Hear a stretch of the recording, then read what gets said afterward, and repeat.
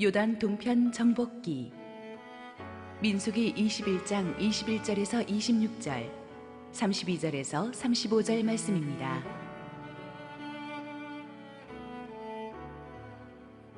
이스라엘이 아모리 왕 시온에게 사신을 보내어 이르되, 우리에게 당신의 땅을 지나가게 하소서. 우리가 밭에든지 포도원에든지 들어가지 아니하며 우물물도 마시지 아니하고 당신의 지경에서 다 나가기까지 왕의 큰 길로만 지나가리이다 하나, 시온이 이스라엘이 자기 영토로 지나감을 용납하지 아니하고 그의 백성을 다 모아 이스라엘을 치러 광야로 나와서 야스에 이르러 이스라엘을 치므로 이스라엘이 칼날로 그들을 쳐서 무찌르고 그 땅을 아르논에서부터 야복까지 점령하여 암몬 자손에게까지 미치니 암몬 자손의 경계는 견고하더라. 이스라엘이 이같이 그 모든 성읍을 빼앗고 그 아모리인의 모든 성읍 헤스본과 그 모든 촌락에 거주하였으니, 헤스본은 아모리인의 왕 시온의 도성이라. 시온이 그 전 모압 왕을 치고 그의 모든 땅을 아르논까지 그의 손에서 빼앗았더라. 모세가 또 사람을 보내어 야세를 정탐하게 하고 그 촌락들을 빼앗고 그곳에 있던 아모리인을 몰아내었더라.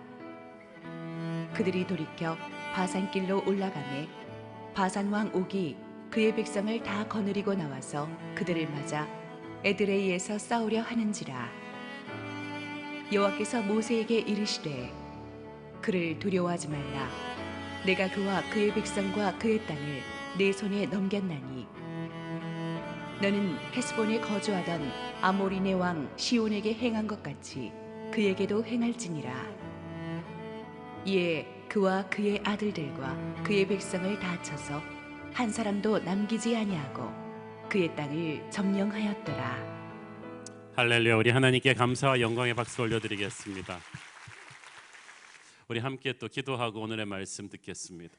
주님 은혜 감사합니다. 오늘도 부족한 죄인을 덮으시고 주의 크신 은혜로 우리 성도들의 마음속에 임하여 주옵소서. 예수님 이름으로 기도했습니다. 아멘. 40년 광야 생활을 통해서 불평불만투성이던 이스라엘 백성들이 아주 이제 연단을 받고 성숙해지고 강한 군대가 되었습니다. 하나님은 귀하게 쓰실 그릇들을 정밀하게 다듬으셔서 약속의 땅 정복전을 이제 시작하십니다. 그 전에 실전 테스트라고도 할 수 있는 요단강 동편 정복 전쟁을 통해서 이스라엘을 워밍업을 시키십니다. 21절 읽습니다. 이스라엘이 아모리 왕 시온에게 사신을 보내어 이르되. 자, 이스라엘의 첫 번째 상대가 바로 아모리죠. 아모리 족속의 접경은 바로 험준한 산악 지역이었습니다. 아모리는 고산지대 사람들이란 뜻을 지니고 있습니다. 근동지방 여러 곳에 분포되어 살고 있었지만 이 아모리 족속은 특별히 높고 험한 산지에 요새를 구축하고 사는 체격이 건장하고 성정이 사나운 전투에 익숙한 사람들이었습니다. 철제 무기로 무장하고 있는, 한마디로 말해서 만만치 않은 적이었습니다. 이스라엘이 약속의 땅 진입을 앞두고 이 아모리 족속을 뚫고 지나가야만 했습니다. 약속의 땅은 무주공산이 아닙니다. 지키고 있는 적이 있습니다. 돌파해야 될 사나운 방해 세력이 있습니다. 결코 피할 수 없는 싸움을 우리가 해야 된다는 것을 보여줍니다. 하지만 모세는 처음부터 이렇게 일전을 불사할 각오는 없었던 것 같아 보입니다. 22절 보겠습니다. 우리에게 당신의 땅을 지나가게 하소서. 우리가 밭에든지 포도원에든지 들어가지 아니하며 우물물도 마시지 아니하고 당신의 지경에서 다 나가기까지 왕의 큰 길로만 지나가리이다 하나. 자, 모세는 일단 에돔 왕 때처럼 아모리 왕 시온에게 사신을 보내서 우리가 민폐를 끼치지 않을 테니 그냥 평화롭게 지나가게 해달라고 요청합니다. 근데 사실 그럴 필요 없었습니다. 왜냐하면 이 아모리 왕 시온의 경우는 하나님께서 특별히 쳐서 돌파하라고 명령을 주신 민족이기 때문입니다. 신명기 2장 24절 보십시오. 너희는 일어나 행진하여 아르논 골짜기를 건너라. 내가 헤스본 왕 아모리 사람 시온과 그의 땅을 네 손에 넘겼은즉 이제 더불어 싸워서 그 땅을 차지하라. 이렇게 명확한 하나님의 명령이 있었는데도 불구하고 왜 모세는 아모리 왕과 싸우기가 싫어서 일단은 평화롭게 이렇게 좀 우리를 지나가게 해달라는 제의를 했을까요?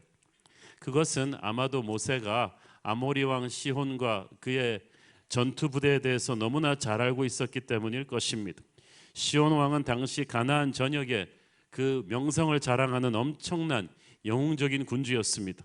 그가 거했던 도성 헤스본은 요단강 하류 동편 그 해발 900m 정도의 고원에 위치한 요새지였고, 그것은 요단강 서편 전체를 방어할 수 있는 전략적 요충지였습니다. 거기서 이 아모리 왕이 광활한 그 영토를 관장했는데, 이 영토가 너무나 좋은 땅이었기 때문에 원래 전쟁을 잘하는 모압 족속이 가지고 있던 것을 아모리 왕 시혼이 놀라운 전투에서 승리해서 빼앗은 것입니다. 그 전투가 얼마나 스펙타클했던지 그 전쟁의 승리를 기념하는 서사시를 고대 시인들이 적어 놓았을 정도입니다. 마치 트로이 전쟁을 기념해서 호모가 일리어드 오디세이를 썼듯이. 그래서 민수기 21장 27절 30절에 보면 이 헤스본 전투에 이 아모리 왕 시온의 영웅적인 전력이 기록되고 있습니다.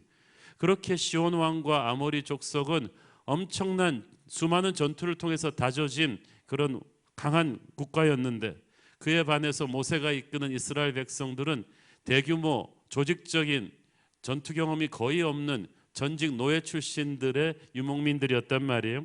모세는 이집트 왕국에서 40년 동안 왕자의 수업을 받은 사람입니다.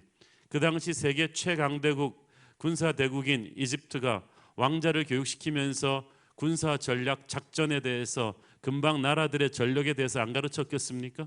그래서 모세는 잘 알고 있었어요. 아모리 족속이 얼마나 무서운 전투 집단인지를. 그래서 딱 모세가 보니까 이 객관적인 전력으로 이렇게 붙으면은 이스라엘 사람들이 거의 몰살을 당하게 생긴 굉장히 힘든 싸움이었다는 거예요. 이 모세의 군사적인 전문성이 하나님의 명령을 바로 순종하는 데 걸림돌이 되었습니다. 피할 수만 있다면 이 싸움을 피하고 싶다고 모세는 생각했어요. 그리고 애당초 하나님이 점령하라 그런 땅은 요단강 건너서 요단강 서편의 약속의 땅이지, 이 땅은 요단강 동편이 아니지 않습니까? 그냥 여기는 그냥 거처기만 하면 되는 땅인데 굳이 이 무서운 시온 왕의 군대와 일전을 불사하면서까지, 그래서 이쪽에 엄청난 피해가 불을 본 듯이 뻔한데 이러고 싶지 않았던 거예요. 그냥 아모리 왕과 어떻게든 평화를 맺어가지고 하루속히 갈 길만 가면 된다고 생각했었습니다.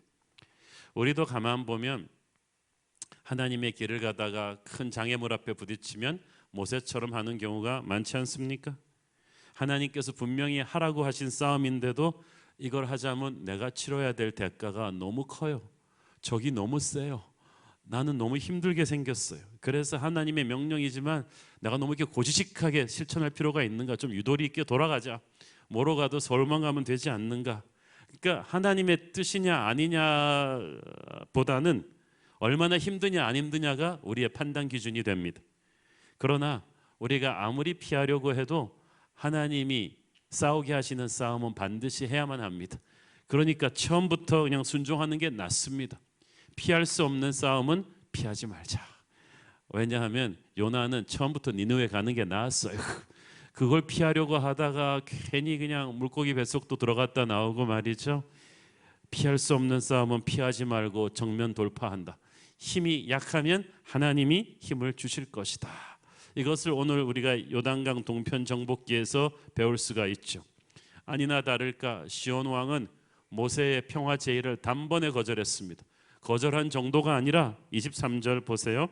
시온이 이스라엘이 자기 영토로 지나감을 용납하지 아니하고 그의 백성을 다 모아 이스라엘을 치러 광야로 나와서 야하스에 이르러 이스라엘을 치므로, 오랜 전쟁에서 패배를 모르고 살아온 시온은 전략적으로 결코 해서는 안 될 짓을 했어요. 아모리의 강점이 뭐라 그랬죠? 험산줄령에 배치된 요새들입니다. 그러므로 전략의 ABC를 아는 사람이면 그냥 그 요새 안에 버티고 앉아서 공성전하면 돼요. 옛날 고구려의 전략처럼. 그러면 공격하는 쪽은 지쳐서 돌아가게 돼 있는데 이 아모리 왕께서는 간이 배 밖으로 나오셨는지 그 천의 요새에서 병력을 다 끄집어내 가지고 모세한테 다 공격을 퍼부은 거예요. 그만큼 자신이 있었던 거예요. 한 번도 전쟁에서 져본 적이 없으니까 오래간만에 근질근질하던 차에 이 200만이 온다 그러니까 탈취할 노략질할 것도 많겠다 싶어가지고 군사적인 이점을 버리고 요새에서 다 달려 나와가지고 모세를 공격했습니다.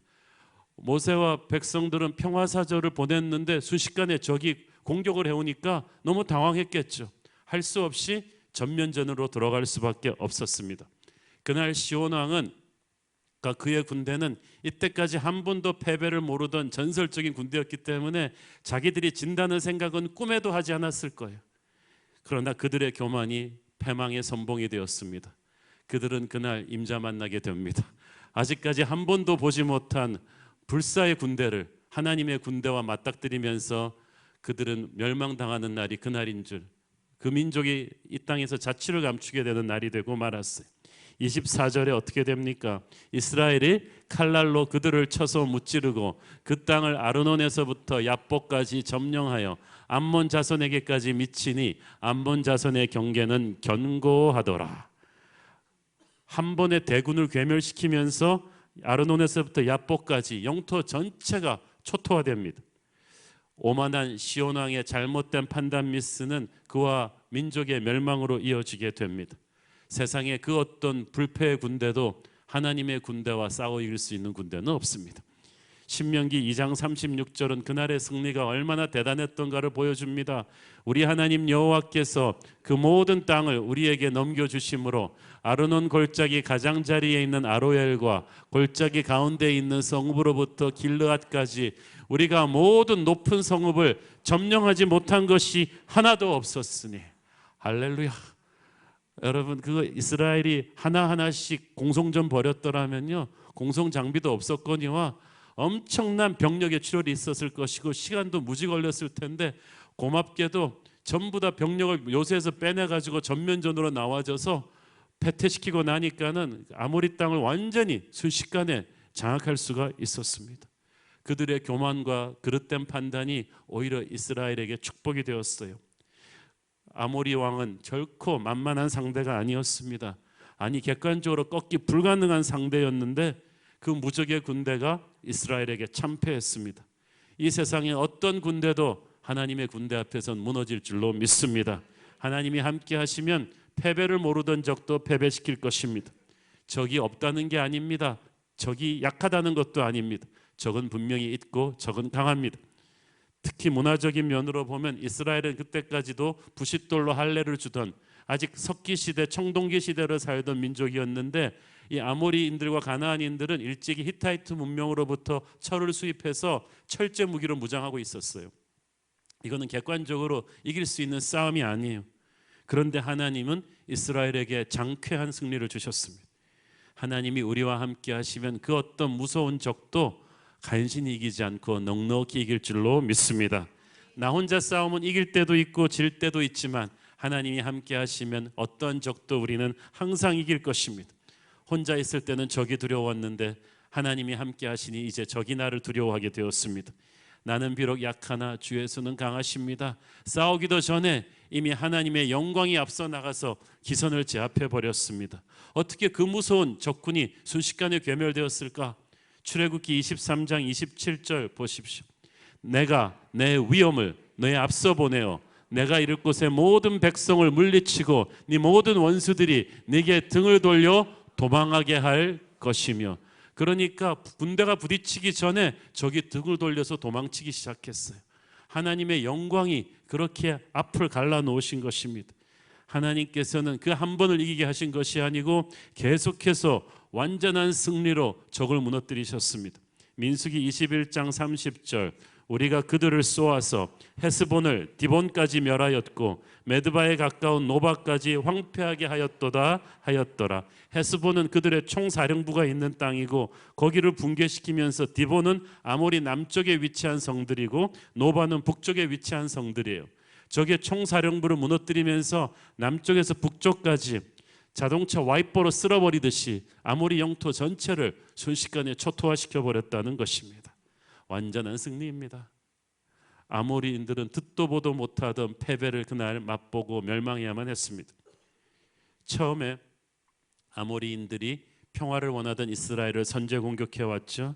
이것은 우리가 살아가는 동안 하나님의 길을 가면서 필연적으로 마주하게 될 우리를 공격해 올 세상과 마귀의 세력들을 상징합니다. 우리는 먼저 싸움을 걸지 않았습니다. 그러나 우리가 하나님의 자녀들이란 이유만으로 하나님의 길을 갈 때 그들은 우리를 공격해 올 것입니다. 그들과 평화하려고 하지 마십시오. 대화하려고 하지 마십시오. 그 싸움으로부터 등을 돌릴 수도 없습니다. 등을 돌리는 순간 여러분은 공격당할 것입니다. 남에게 도움을 요청할 수도 없습니다. 아무도 도와주지 않습니다. 하나님만이 도와주십니다. 우리가 이 싸움으로부터 도망가면 우리와 우리 자손의 미래가 암담할 것입니다. 그래서 길은 오직 하나, 정면 돌파하는 것뿐입니다. 피할 수 없는 싸움이라면 오늘 이 순간에 나사렛 예수의 능력으로 기도하는 하나님의 백성들이 싸워야만 합니다. 하나님은 하나님의 백성들이 기도하며 믿음으로 나아갈 때 그 어떠한 무서운 적도 붕괴시킬 것이라고 약속하셨습니다. 하나님께서는 이 아모리와의 전쟁에서 그냥 한번 싸워 이기는 정도가 아니라 그들의 모든 것을 완전히 초토화시키라는 무서운 명령을 주셨습니다. 신명기 7장 2절을 보십시오. 네 하나님 여호와께서 그들을 네게 넘겨 네게 치게 하시리니 그때 너는 그들을 진멸할 것이라. 그들과 어떤 언약도 하지 말 것이요 그들을 불쌍히 여기지도 말 것이며. 여기서 진멸한다는 히브리어 동사 헤렘은 씨도 남기지 말라는 뜻이에요. 철저히 파괴시키고 멸망시키라는 뜻입니다. 성읍은 돌 하나 남기지 말고 무너뜨리고 불태워버리고 생명이 있는 것은 노인부터 어린아이까지 짐승들까지 다 죽이라는 무서운 멸망의 명령입니다. 32절에 보면 패배한 아모리인들이 야셀이라는 도시로 도망해서 마지막 저항 세력을 규합할 때 거기까지도 헤렘으로 다 쓸어버립니다. 혹자는 이에 대해서 묻습니다. 아니 하나님의 백성들에게 약속의 땅을 주는 것도 좋지만 그때까지 평화롭게 그 땅을 일구고 살아오던 착한 아모리 백성들에게 이거 너무한 거 아니냐? 왜 멀쩡히 잘 살고 있는 그 죄 없는 민족을 죽이고 그 땅에서 그렇게 철저하게 씨를 말려야만 했는가?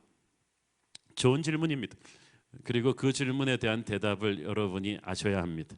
하나님이 그토록 아모리인들을 완전히 진멸시키라고 명령하신 첫 번째 이유는 이스라엘을 통하여 아모리인들의 죄악을 벌하기 위함이었습니다. 신명기 9장 5절 네가 가서 그 땅을 차지함은 네 공의로 말미암음도 아니며 네 마음이 정직함으로 말미암음도 아니요 이 민족들이 악함으로 말미암아 네 하나님 여호와께서 그들을 네 앞에서 쫓아내심이라. 여호와께서 이같이 하심은 네 조상 아브라함과 이삭과 야곱에게 하신 맹세를 이루려 하심이니라. 한마디로 이 아모리인들을 비롯한 가나안 족속들은 평화롭게 살던 선한 민족이 아니었다는 거야. 죄악이 가득 찬 민족들이었어요. 그들이 섬기는 우상신들은 폭력과 섹스와 황금의 신들입니다. 그러다 보니까 그들의 문화는 굉장히 성적으로 음란해서 동성애가 만연했고 짐승과 교접하는 행위도 만연해서 그 짐승들도 불결했어요. 지극히 폭력적이어서 툭하면 이웃과 싸워서 전쟁과 약탈을 일삼는 그런 전사 집단들이었어요. 그러니까 하나님께서는 이스라엘을 통해서 이 아모리의 죄를 벌하신 것입니다. 그런 타락하고 사악한 백성들로 하여금 이 하나님의 땅을 차지하고 있게 할 수는 없다고 보신 거예요. 그래서 하나님께서는 이스라엘에게도 경고하셨습니다. 너도 그렇게 타락하면 내가 너도 그 땅에서 내쫓을 것이다. 신명기 30장 17절 18절 보십시오. 그러나 네가 만일 마음을 돌이켜 듣지 아니하고 유혹을 받아 다른 신들에게 절하고 그를 섬기면 내가 오늘 너희에게 선언하노니 너희가 반드시 망할 것이라. 너희가 요단을 건너와서 차지할 땅에서 너희의 날이 길지 못할 것이니라. 이스라엘 사람들은 가슴이 철렁했어요. 약속의 땅에 들어가면 다 끝날 줄 알았는데 그 땅에서 네가 오래 장수하고 차지하려면 어떻게 해야 된다고요? 그 땅 사람들 같이 타락해서는 안 된다는 거예요. 여러분, 거룩을 잃어버리면 하나님의 적이 됩니다. 하나님의 적이 되면 하나님의 백성도 약속의 땅에서 내쫓김을 당할 것입니다. 그릇이 더러워지면 더 이상 축복의 땅을 누릴 자격이 없습니다. 이것을 하나님께서 아모리 전멸을 통해서 우리에게 알려주신 것입니다. 둘째, 하나님이 그토록 확실하게 그들을 전멸시키라고 하신 이유는 이스라엘 백성으로 하여금 약속의 땅으로 가는 여정을 중단하지 않고 계속 가게 하기 위함이었어요. 지금 이스라엘 백성들은 아직 약속의 땅에 들어가지 못하고 요단강 동편에 들어가기 직전인데, 만약에 거기서 이 아모리 백성들의 건물과 시설과 사람들을 그대로 놔뒀더라면 어떻게 됐겠습니까? 이스라엘은 지금 애굽의 노예로 나와갖고 40년 동안 광야 생활을 죽어라고 한 촌사람들이거든요. 그런데 이 아모리 문명은 너무나 화려해요. 아모리의 여인들의 장신구와 패션과 그 너무나 아름다워요. 그러니까 이 촌사람들이 이 아모리의 웅장한 도시화된 시설과 이 문화와 이런 걸 보면은 여기가 좋사오니 그러면서 그냥 주저앉을 확률이 굉장히 높았던 거예요. 얼마나 많은 사람들이 하나님의 천성 가는 길에 그렇게 주저앉고 맙니까? 그들은 지금 약속의 땅을 향해 서둘러 가야 될 때에 그렇게 중간 스테이션인 이 아모리의 유혹에 속아서 주저앉아서는 안 되었던 거예요. 하나님께서는 가나안 땅 정복을 다 끝낸 뒤에는 므낫세와 갓 두 지파를 돌아와서 이 요단강 동편에 안착하게 하셨지만 지금은 아니에요.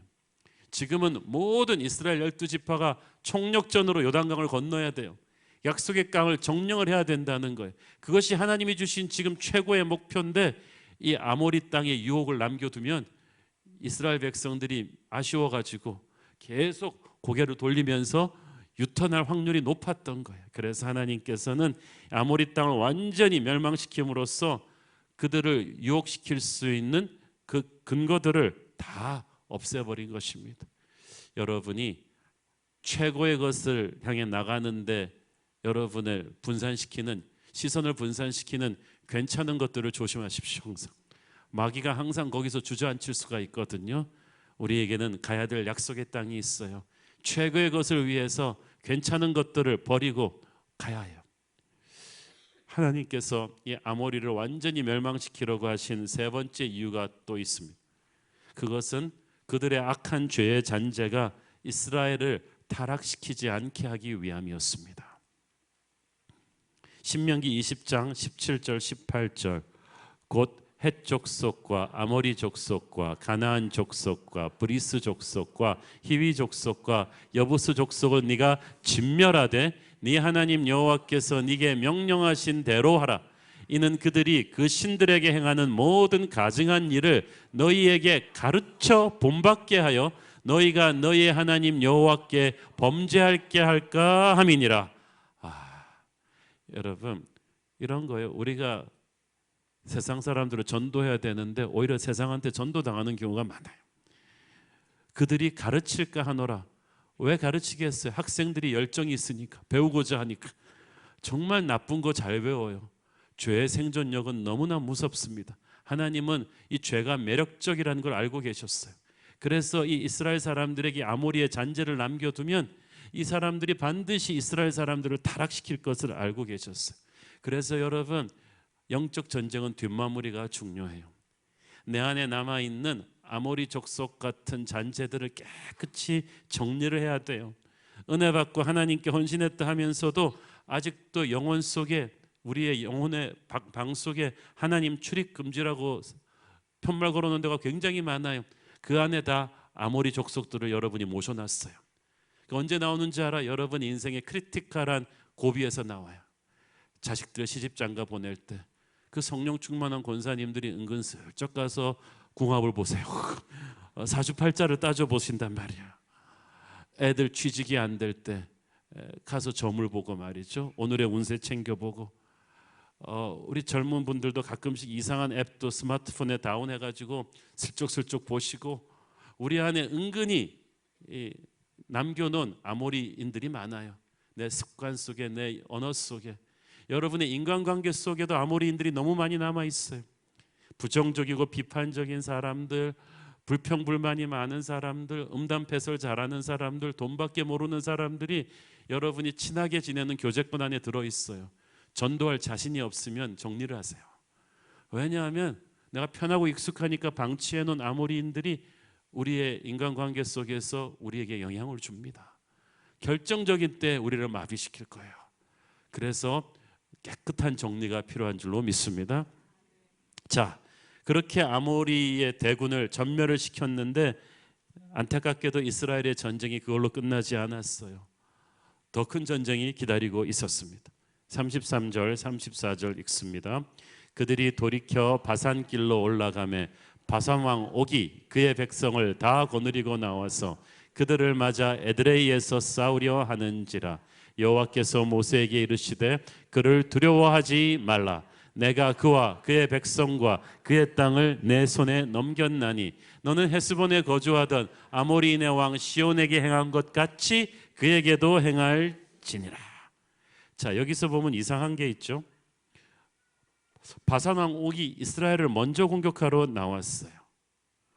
지금까지 아모리인의 그 무서운 대군을 괴멸시킨 이스라엘에 대한 소문을 들었더라면 정상적인 인간이라면 다 그냥 요새 틀어박혀서 수비체제로 가야 마땅한데 왜 이렇게 담대한지 그 소문을 듣고도 바로 싸우러 나왔다는 것. 그리고 이스라엘은 지금 그 아모리의 대군을 괴멸시켰기 때문에 사기가 충전해 있어야만 했어요. 그런데 하나님께서는 이 포인트에서 모세에게 두려워하지 말라고 하신 거예요. 그 말은 모세가 두려워하고 있었다는 뜻이겠죠. 아니, 방금 이 큰 전쟁을 이긴 군대가 왜 두려워할까요? 왜 바산 왕 옥은 그토록 큰 승리를 거두고 온 이스라엘한테 그렇게 담대하게 가서 싸움을 먼저 걸었을까요? 두 가지 질문의 답은 둘 다 이 바산 왕 옥이 아모리 왕 시온보다 더 무서운 인물이었기 때문입니다. 그만큼 자신이 있는 거예요. 그러니까 정면 승부하겠다고 달려 나왔죠. 성경은 바산 왕 옥에 대해서 이렇게 설명합니다. 신명기 3장 11절 보세요. 르바임 족속의 남은 자는 바산 왕 옥분이었으며 그의 침상은 철 침상이라. 아직도 암몬 족속의 랍바에 있지 아니하냐. 그것을 사람의 보통 규빗으로 재면 그 길이가 9규빗이요 너비가 4규빗이니라. 르바임 족속은 마지막 지구상에 남은 거인 족속인데 그 중에 남은 자가 이 바산 왕 옥인데 이 옥의 사이즈를 침대 길이로 보여주죠. 이 9규빗 4규빗을 요새 사이즈로 하면 침대 길이가 4m예요. 너비가 1.8m. 그러니까 이 옥이 얼마나 무시무시하게 큰 거인이었는지 짐작이 가시죠. 이런 엄청난 거인이 60개가 넘는 험산 줄령의 성도를 요새화시켜서 그 비슷한 거인족들이 철제 무기로 무장하고 수백 년 동안 전쟁으로 길들여져서 살아온 거예요. 패배를 모르는 무서운 이 부대가 뭐가 두려웠겠어요? 신명기 3장 5절을 보십시오. 그 모든 성읍이 높은 성벽으로 들려 있고 문과 빗장이 있어 견고하며 그 외에 성벽 없는 고을이 심히 많았느니라. 저 무서운 성읍들이 요새화되어 있는데 생각해 보세요. 이걸 하나하나 공성전을 하려고 치면 공성 무기도 없거니와 얼마나 많은 병력이 이쪽에서 희생이 되고 얼마나 많은 시간이 걸렸겠습니까? 그런데 고맙게도 요새에서 병력을 다 빼가지고 모든 병력을 총집결시켜서 공격하러 와줬죠. 옥이 다스리고 있던 바산 왕은 기름지고 넓은 우리나라 호남 평야와 같은 곡창지대입니다. 모두가 탐내는 땅이었지만 이렇게 무서운 사람이 다스리고 있었기 때문에 아무도 차지할 수가 없었어요. 그러니까 바산 왕 옥은 몸이 근질근질해 평생 적수를 만나본 적이 없어요. 감히 자기한테 도전하는 민족도 없었는데 이스라엘 얘기를 듣고 그날도 신이 나서 모든 병력을 동원해서 달려왔습니다. 아모리 왕 시온처럼 그는 진다는 생각을 꿈에도 해본 적이 없습니다. 그냥 하루 몸 좀 푼다고 생각했는데 그래서 모든 부대를 총동원해서 요새를 텅텅 비워서 중무장하고 달려왔는데 그날이 자신의 마지막 날이 될 줄은 꿈에도 몰랐어요. 여러분, 이스라엘에 가는 길에 나오는 상대는 갈수록 더 터프해졌어요. 쉬워지지 않았어요. 우리가 살아갈수록 영적인 전쟁은 점점 어려워집니다. 하나의 전쟁을 승리하고 갈수록 하나님이 주신 사명이 크면 클수록 교회가 부흥하면 할수록 우리 앞을 가로막고 나오는 전쟁은 더 커질 거예요. 여러분, 그러니까 사명의 자리, 영적인 직분의 자리는 쉽게 탐낼 자리가 아니에요. 기도해야 될 거죠. 여러분이 순원에서 순장이 되면 10배나 더 강한 영적인 적군이 나온다고 생각을 하세요. 그러다가 이제 순원에서 집사 장로가 되면 또 10배나 강한 적군이 나와요. 전도사가 되고 목사가 되고 선교사가 되고 그러면 달려드는 적들은요 상상을 초월할 것입니다. 사명이 클수록 달려나오는 적군은 더 무서워질 거예요. 각오를 단단히 해야 합니다. 그러나 걱정하지 마십시오. 하나님은 우리의 편이십니다. 하나님은 큰 싸움이 시작되기 전에 약속의 말씀으로 우리를 격려하십니다. 34절 다시 한번 읽습니다. 여호와께서 모세에게 이르시되 그를 두려워하지 말라. 내가 그와 그의 백성과 그의 땅을 네 손에 넘겼나니 너는 헤스본에 거주하던 아모리인의 왕 시온에게 행한 것 같이 그에게도 행할지니라. 하나님은 요단강이든 홍해든 상관이 없어요. 아모리 왕이든 바산 왕이든 상관이 없어요. 아모리 왕에게 했던 것처럼만 해라. 내가 똑같은 승리를 너에게 줄 것이다. 하나님은 이미 모든 상대의 소유와 전력을 이스라엘 손에 넘겨주셨어요. 그러니까 이미 승패는 시작하기도 전에, 싸움 시작하기도 전에 끝나 있었어요. 우리는 이기기 위해 싸우는 것이 아닙니다. 이미 이겼다는 사실을 나도 확인하고 상대에게도 확인시켜주러 싸우는 것입니다. 중요한 것은 우리가 하나님이 주시는 승리를 확실히 믿는 것입니다. 의심치 않고 믿는 거예요. 믿음이 없이는 하나님을 기쁘게 하지 못해요. 승리의 모든 셋업은 하나님이 다 끝내놓으셨는데 다 된 밥에 콧 빠뜨리는 게 불신이에요. 될까? 하나님 하실 수 있을까? 이러면 하나님의 셋업이 우리에게 임하지가 않아요. 그냥 무턱대고 잘 될 거야 라고 믿는 것이 아니라 하나님 주신 약속의 말씀을 믿으십시오. 그 말씀을 붙잡고 선포하십시오. 그 말씀을 믿고 상대가 아무리 강해도 옆에서 누가 뭐라 그래도 요동치지 않는 것입니다.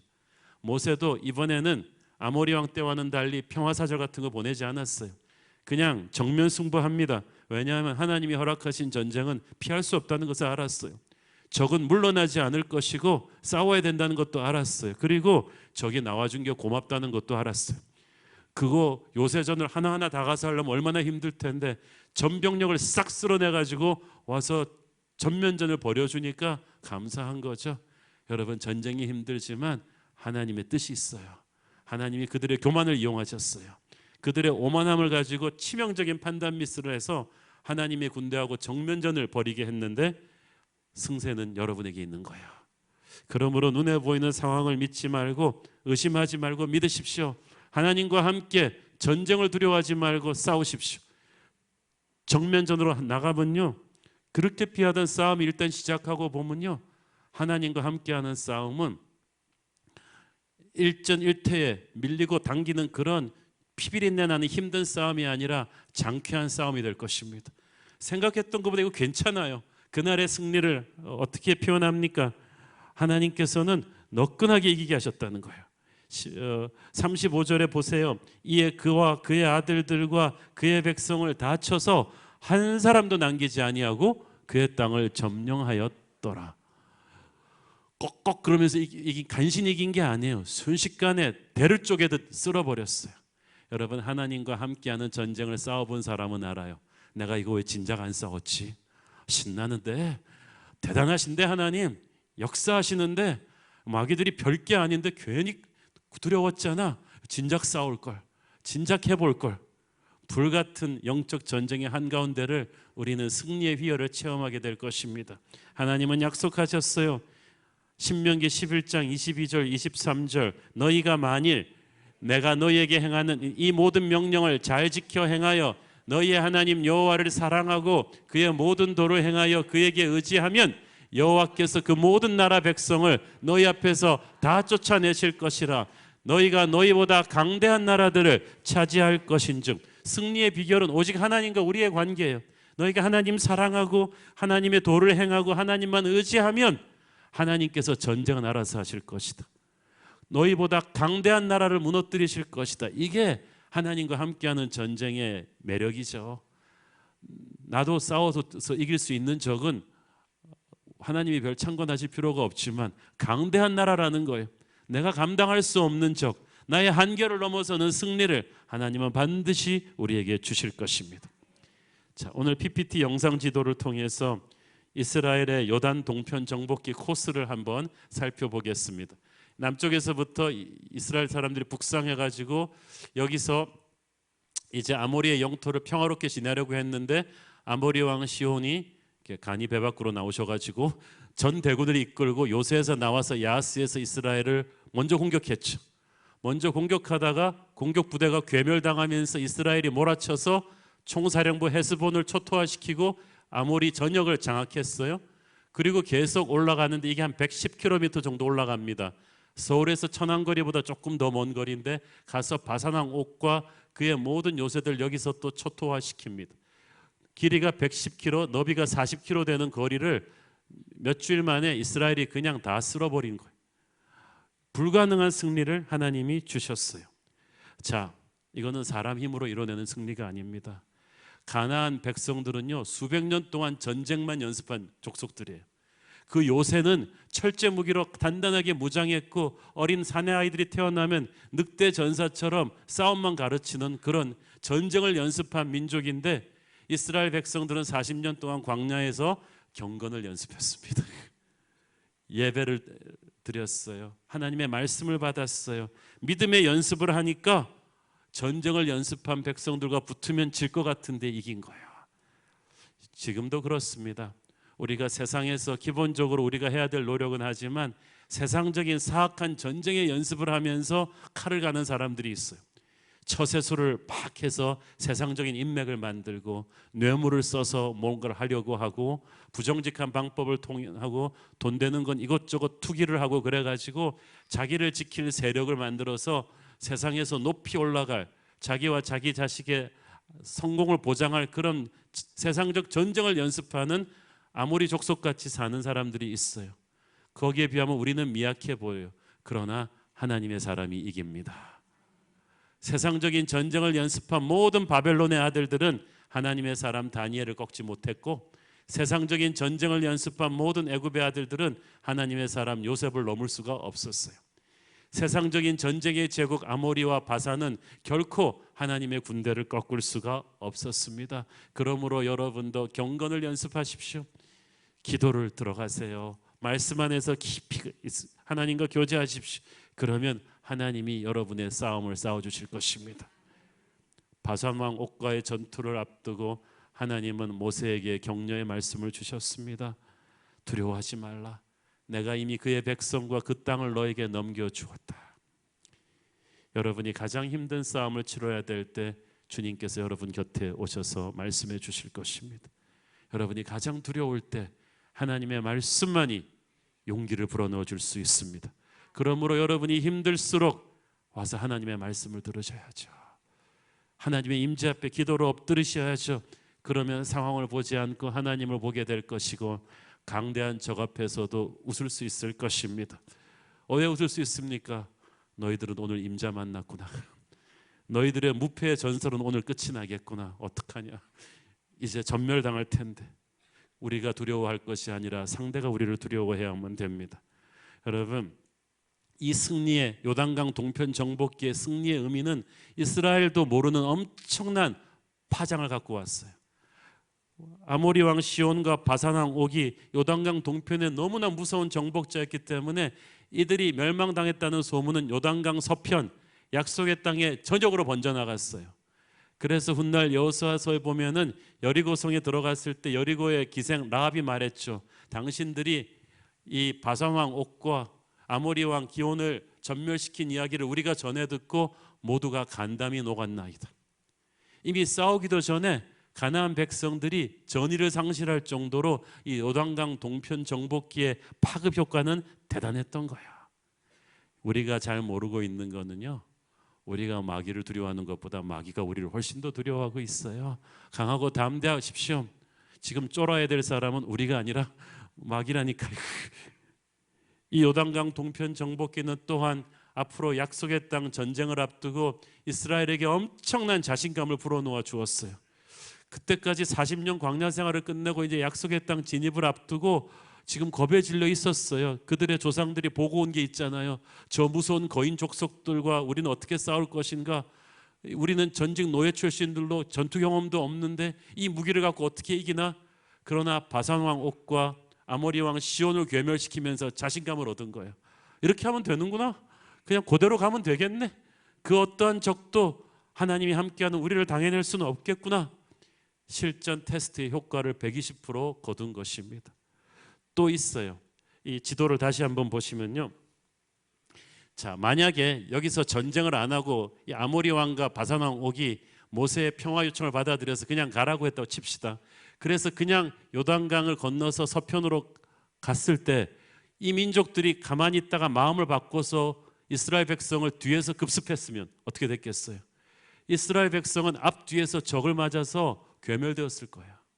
그러니까 이 친구들을 그대로 놔두고 갔다가는 뒤에다가 적을 두고 가는 굉장히 깨름직한 전쟁을 해야 되는데, 고맙게도 얘네들이 먼저 달려나와서 전쟁을 걸어주는 바람에 공성전도 안 하고 뒤에 깨름직한 적들을 깨끗이 쓸어버리고 속 편하게 들어갈 수 있었던 거예요. 게다가 뒤에 적이 될 수 있는 이들의 모든 요충지는 전략적 병참기지가 되어가지고 이스라엘이 가나안 땅으로 들어갈 수 있는 교두보가 됩니다. 여기가 곡창지대라 그랬죠. 엄청난 식량과 이런 것들을 보급할 수 있는 축복의 통로가 되어버린 거예요. 여러분, 그러니까 뭐냐 하면은 처음에 평화하고자 했던 그 땅 민족들이 오히려 싸우자고 달려나와서 급습을 했을 때 이게 뜻밖의 위기였겠죠. 이스라엘 백성들은 충격을 받았겠죠. 그러나 하나님께서는 이 뜻밖의 위기를 변하게 하셔서 뜻밖의 축복이 되게 하셨어요. 그래가지고 그 승리로 말미암아 거둔 효과가 한두 개가 아니에요. 이건 일석이조가 아니라 일석사조예요. 공성전 안 하고 그냥 바로 적을 괴멸시킬 수도 있었죠. 가나안 전역으로 공포의 소식을 보낼 수가 있었죠. 이쪽 백성들은 사기가 올라갈 수 있었죠. 그리고 뒤에 적을 두지 않고 싸워도 되죠.